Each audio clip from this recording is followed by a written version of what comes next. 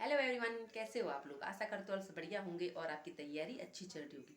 तो मेरा कल था ईएमआरएस का पेपर और ईएमआरएस का पेपर जो है कैसा गया है मैं अभी आपको बताऊंगी कि किस प्रकार की मेरे क्वेश्चंस उसमें गए हैं और किस प्रकार से उसमें क्वेश्चन आए थे। अभी मैं बना रही हूँ खाना। तो पहले खाना बना लेती हूँ क्योंकि मैं कल चली गई थी सुबह। तो उसके बाद जो है मैं आज आ रही हूँ, तो मतलब एक दिन मैं वहीं रही दोस्त के यहाँ, क्योंकि मुझे पेपर देना था। और हमारा जैसे टीजीटी का पेपर था तो इवनिंग शिफ्ट में था, तो काफ़ी जो है उसमें लेट लग गया था मुझे, तो मुझे अभी मॉर्निंग में आना हुआ। और फिर अभी देखो सानवी जो है कटोरी बजाने लग गई है क्योंकि खाना जल्दी लेके आओ। तो पहले मैं सानवी के लिए खाना बना दूंगी और उसके बाद जो है आपको दिखाऊंगी कि मेरा पेपर जो है कैसा हुआ। हेलो दोस्तों, कैसे हो आप लोग। तो आशा करते हो आप सब बढ़िया होंगे और आप सबका पेपर जो है अच्छा गया होगा। तो मेरा भी जो है पेपर है ईएमआरएस का, मेरा सेट था Q3। तो ये टीजीटी हिंदी का था मेरा पेपर। तो मेरा पेपर हिंदी का जो मेरा सिलेबस आया था बहुत ही अच्छा आया था। मतलब कि जो पढ़े में से था कुछ उसमें से आया था, कुछ क्या बहुत कुछ उसमें से आया जो मैंने पढ़ा हुआ था। और कहीं पे कन्फ्यूजन था बीच में, तो उसमें मैंने कर दिया था कि मतलब कि अ, थोड़ा कहते हैं ना माइंड को लगाया और तुक्का तक्का मार के जो भी करना था कर दिया था। फिलहाल से माइनस मार्किंग थी तो ज़्यादा भी तुक्के हम नहीं मार सकते थे। तो जैसे थोड़ा मुझे डाउट हो रहा है इंग्लिश वाले पे, जो 10 नंबर की इंग्लिश होती जिसमें कि 40% लाना हमें इंग्लिश और हिंदी में तो हो जाएगा, हिंदी में तो अच्छा आ रहा था। लेकिन इंग्लिश में थोड़ा मेरा क्या कह सकते हो वीक ही थी। तो उसमें कुछ मैंने सही करके कुछ गलत कर रखे। अब जो कल एक यूट्यूब से मैंने देखा था तो उसमें तो बता रहे थे कि इतने सही इतने गलत हैं, लेकिन उस हिसाब से तो मेरा क्वालिफाई नहीं हो रहा है।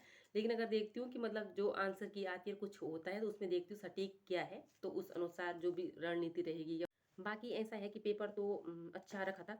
और थोड़ा मैंने करंट अफेयर्स वगैरह उतना नहीं पढ़ा हुआ था, थोड़ा रीजनिंग बहुत घुमाने वाले थे, रीजनिंग थोड़ा उच्च लेवल की रीजनिंग हम किसी को कह सकते हैं उस थी। और फिर मुझे इसमें कंप्यूटर वाला भी ठीक ठाक ही लगा। और फिर जो ये था सामान्य जागरूकता, तो उसमें तो जिसने करंट अफेयर्स या थोड़ा बहुत उस टाइम में ये कह सकते हो कि मेरा सिलेबस जो है अच्छा गया।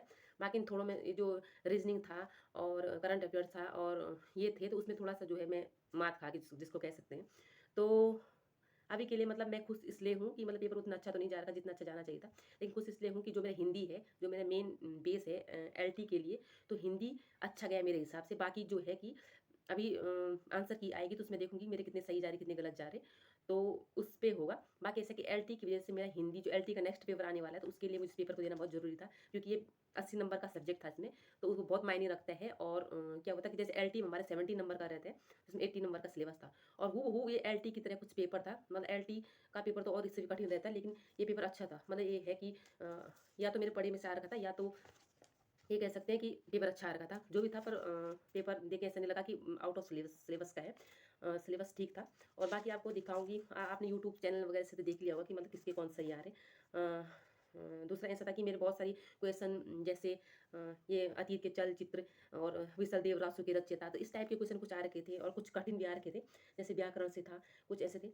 तो मैंने थोड़ा बहुत हिंदी को डीपली पढ़ा भी था, थोड़ा पढ़ रखा है, तो उस वजह से जो है मुझे कुछ पेपर अच्छा सा लगा था कि पेपर अच्छा रखा है। अगर ऐसा पेपर एलटी में आता तो सिलेक्शन होने के चांस बने रहते हैं। तो देखते हैं क्या होता है क्या नहीं होता है। तो फिलहाल मैंने इस ईएमआरएस पेपर को दे दिया। आप लोगों में से अभी मुझे टाइम नहीं मिला इसके नंबर जो है वो करने के लिए कि इसमें मेरे नंबर कितने बन रहे क्या बन रहे, जो भी बनेंगे तो मैं आपको वीडियो जरूर बताऊंगी कि मेरे ईएमआरएस में नंबर कितने बन रहे थे। और बीच में मुझे इस पेपर में थोड़ा ढील छोड़ दी थी मैंने, नहीं तो सिलेक्शन क्या पता होता कि नहीं होता, पर बीच में वही होता कि ये बार ये उत्तराखंड में हाईकोर्ट में रोक लगी थी, तो उस वजह से मैंने छोड़ दी थी ढील। तो अभी उसको तो मैं दरकिनार कर दूँ क्योंकि बहाने तो बहुत होते हैं। लेकिन अभी नेक्स्ट एलटी का आने वाला है, तो उसके लिए जो तैयारी रहेगी।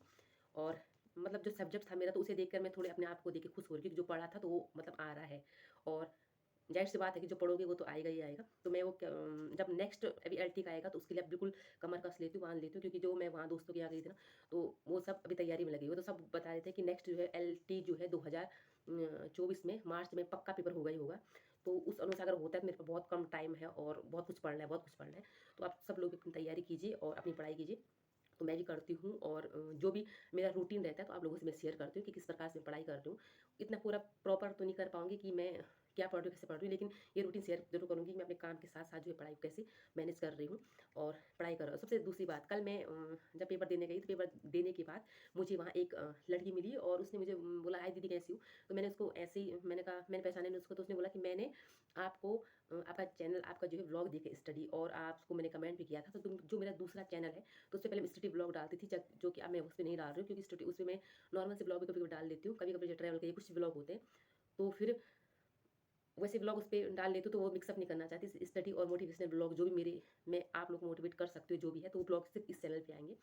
तो क्या होता है कि वो मुझे वहाँ पे मिली और उन्होंने मेरा नंबर लगा, बहुत ही अच्छा लगा मुझे कि उन्होंने बोला कि मैंने उनको बुक भी बताई होगी कमेंट में जो भी बोला होगा, तो बहुत ही अच्छा लगा मुझे। अगर ऐसे कोई नए लोग हमसे मिलते हैं और वो हमसे मोटिवेट होते हैं तो बहुत ही अच्छा लगता है उस टाइम। और उस टाइम मुझे ऐसा लगा कि मैं कोई स्टार टाइप, क्योंकि हाँ आप मुझे जानती हो, तो मुझे बहुत ही अच्छा लगा वो। पर जो भी है, अगर मेरे वीडियो के माध्यम से अगर कोई मोटिवेट होता है तो ये बहुत ही मेरे लिए बहुत ही खुशी की बात है कि मैं अपने साथ साथ जो है दूसरों को भी जो है मोटिवेट कर पा रही हूँ। तो आज के लिए इतना, मिलूंगी आपको नेक्स्ट वीडियो में, और इसके मैं बताऊंगी। वैसे तो इसमें क्वेश्चन आंसर मैं आपको बता सकती थी कि मतलब कौन सा सही है कौन सा गलत है, लेकिन शायद मेरे आपको जाने की जरूरत नहीं, क्योंकि यूट्यूब में इतने अच्छे अच्छे टीचर और यूट्यूब चैनल हैं उपलब्ध है कि वो हमको सटीक आंसर बता देते, तो उसमें मुझे बताने की जरूरत नहीं। बाकी मेरा पेपर जो है ओवरऑल ठीक रहा, हिंदी का बहुत ही अच्छा रहा मेरे हिसाब से। अब मैं देखती हूँ आंसर कितने आते हैं उसमें, लेकिन ये मैं जब वहाँ पे पेपर में बैठी थी 80 नंबर के हमारी हिंदी है, तो ये आप लगभग 65 तक फर्स्ट राउंड तक मेरे अच्छे मतलब जो होता है ना कि बस इसका आंसर यही होगा, तो 65 तक मेरे आंसर ऐसे रहे।